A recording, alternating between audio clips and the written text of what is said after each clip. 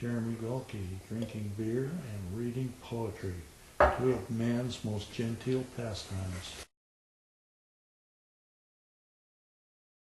This part, the first part in a long poem, called Every Row of Trees.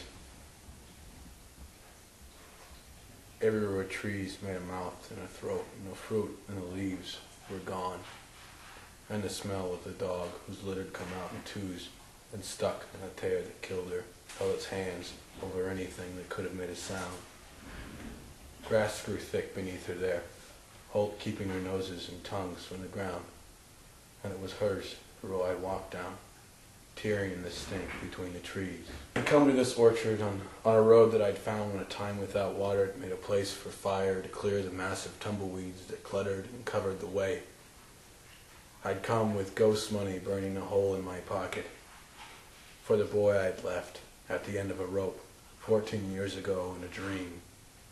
I'd come past the breech-berthed guard, the grass tangling and breaking on the tips of my toes and my shins as I walked to a place where the orchard came into a building the way an orchard kept would never come, blundering through and towering, holding its bare branches over the door on whose threshold was a mound of the mash that rotting apples make.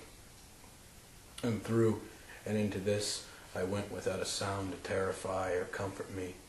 only the smell of spoilt fruit and flesh, which would, inside, still linger.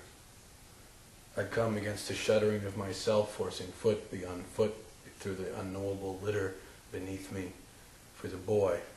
who lay his books out in the snow the year it fell past his knees, the snow that made a throne for him everywhere he bent to sit, that animist boy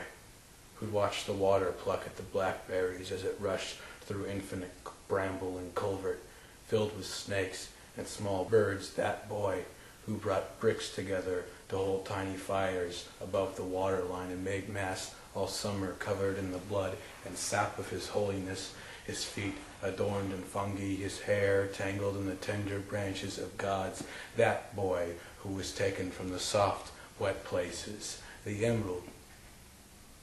No, it was simpler then. It was green, the green that was deeper than our words for green, the green that can never be seen again. He was taken from those green places to the desert